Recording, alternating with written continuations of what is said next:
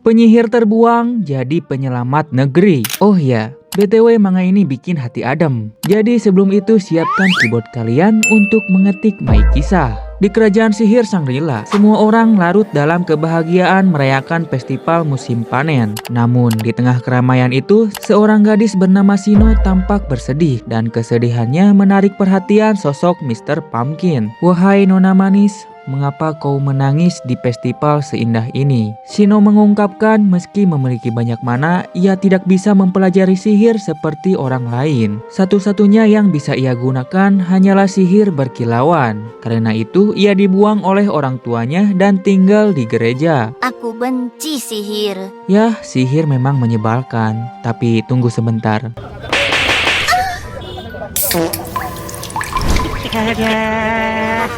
Wah, sihir keren banget. Sihir tidak buruk bukan? Kamu hanya kurang pengetahuan saja. Jika kamu belajar dengan giat, kamu bisa jadi penyihir yang hebat. Gimana? Enak tidak? Enak banget, ada rasa asamnya. Mr. Pumpkin kemudian mengajaknya membuat janji. Pada festival panen tahun depan, Shino harus lebih ceria dan datang sebagai penyihir hebat. 1 tahun kemudian, Shino berhasil berubah dari murid peringkat terbawah menjadi yang teratas. Bahkan sampai mengalahkan siswa teladan bernama Akatsuki. Ah, cuma hoki. Nanti juga turun lagi. Iya, hoki. Emangnya kenapa? Enggak apa-apa. Sialan bikin iri saja. Meski terlihat kesal, sebenarnya Akatsuki lah yang membantu Shino belajar hingga berhasil meraih peringkat 1. Guru berkacamata pun datang dan mengumumkan bahwa festival panen akan segera dimulai. Ia juga menambahkan kali ini festival akan menjadi yang terbesar karena banyak penyihir dari luar negeri yang akan turut hadir. Hey! Pasti kamu mau mengurung diri lagi kan? Ya, jadi bagaimana kalau aku mengajakmu berkeliling? Memang itu mauku kok. Shino menjelaskan sebagai ketua, Akatsuki tentu harus berpatroli selama festival. Dan sebagai wakil ketua, sudah menjadi tugasnya untuk menemaninya. Mendengar penjelasan itu, Akatsuki langsung lemas karena kegeeran. Namun diam-diam ia merasa senang. Tapi Shino mengatakan dia tidak bisa terus berpatroli karena ada orang yang ingin ia temui. Karena sudah menyanggah hatinya selama ini. Perkataan itu membuat Akatsuki terkejut hingga sesaat kehilangan fokus. Tak lama kemudian Shino berubah dengan kostum kucing tahanan yang langsung membuat Akatsuki terpana. Namun sifat tsunderenya muncul. Ia malah menyuruh Shino mengenakan kostum yang lebih layak. Maksudmu begini? Alamak, hei, itu tidak sopan. Pada akhirnya mereka pun memilih mengenakan kostum penyihir yang serasi. Malam harinya festival panen pun resmi dimulai. Akatsuki dan Shino berjalan berdua sambil berpatroli, melihat langit penuh bintang dan pantulan cahaya lampu. Akatsuki jadi teringat pada sihir berkilauan milik Shino. Menurut Shino, ia sendiri tidak tahu apa gunanya sihir itu selain membuat dirinya ditertawakan. Namun bagi Akatsuki, sihir itu justru terlihat sangat cantik dan luar biasa. Pujian itu membuat Shino teringat pada kejadian setahun yang lalu. Saat itu ia hampir menyerah belajar sihir. Namun sejak mengikat janji dengan Mr. Pumpkin, ia mulai bangkit dan belajar bersama Akatsuki. Meski ia sering menyebutnya bodoh, Akatsuki tidak pernah lelah mengajarinya. Karena itu Shino pun merasa sangat berterima kasih kepadanya. Mendengar itu Akatsuki pun tersipu malu. Sebagai hadiah atas peringkat 1 yang diraih Shino, ia membuatkan kue dengan sihirnya. Enak, ada rasa asam-asamnya. Waktunya gantian. Tunggu, sebelum itu mau berkeliling denganku lagi? Kalau itu gak bisa, aku mau bertemu orang lain. Hei, siapa yang ingin kau temui sampai berani mengabaikanku? Mr. Pumpkin.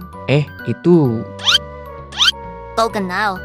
Enggak kok. Shino terus mendesak Akatsuki untuk memberitahu siapa sebenarnya Mr. Pumpkin. Karena ia sama sekali tidak punya petunjuk. Tiba-tiba, cahaya lampu di sekitar mereka padam. Disusul beberapa orang yang mulai pingsan satu persatu. Beberapa detik kemudian, Akatsuki mulai merasakan gejala yang sama. Mana miliknya seperti tersedot, membuat tubuhnya perlahan melemah. Para hadirin sekalian, Di hari berkumpulnya para penyihir di Shangri-La ini, kami telah membuat kalian tidak bisa keluar dari negeri ini. Bukan tanpa alasan, kami hanya ingin melindungi kalian dari dunia luar yang menganggap sihir sebagai ancaman. Karena itu, negeri ini akan menjadi tempat yang hanya dihuni oleh para penyihir dan untuk para penyihir. Festival panen yang menyenangkan pun berubah jadi kekacauan. Terlihat Akatsuki tidak sampai pingsan karena cadangan mananya yang besar meski tubuhnya kelelahan. Sementara itu ada satu anomali dengan jumlah mana yang jauh melampaui batas hingga membuatnya tetap berdiri seolah tidak terjadi apa-apa. Kini hanya mereka saja yang mampu bergerak untuk bisa menyelamatkan semua orang. Akatsuki pun segera menyusun rencana. Ia menjelaskan bahwa benda yang terbentuk dari sihir pada akhirnya akan kembali menjadi mana. Jadi mereka hanya perlu menghancurkan sebagian kecil penghalang dan memanggil bantuan dari luar.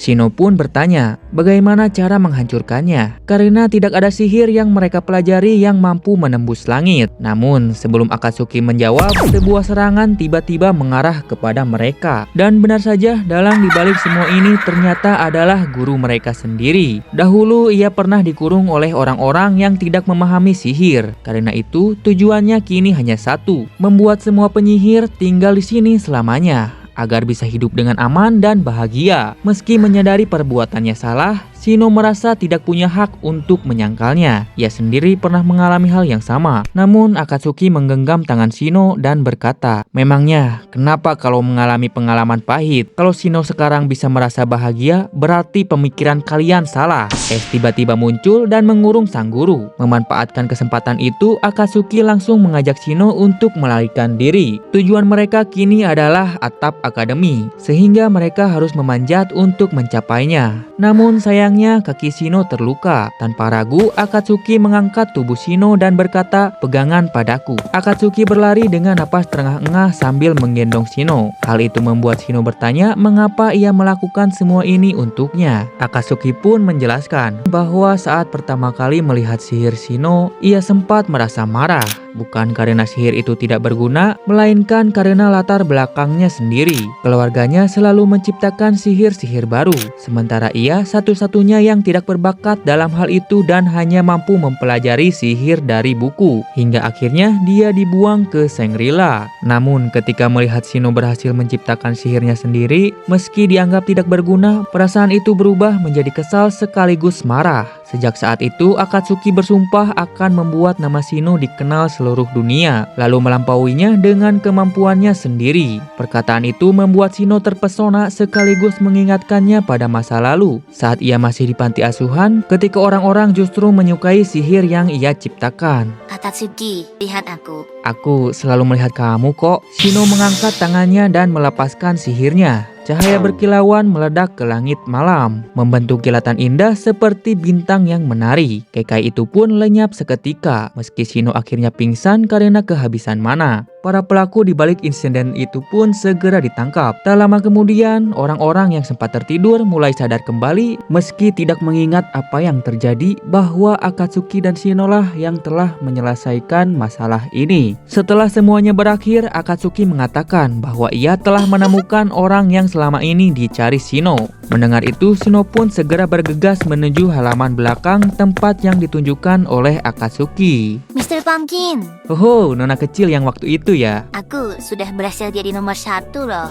Hebat, kamu pahlawan negeri ini. Kamu sudah berjuang, Shino. Aku pahlawan. Kita kali. Terima kasih karena sudah memperhatikanku, Akatsuki. Tamat. BTW, Shino udah tahu Mr. Pumpkin lewat rasa kuenya ya. Terima kasih sudah menonton. Jangan lupa like dan subscribe-nya kawan.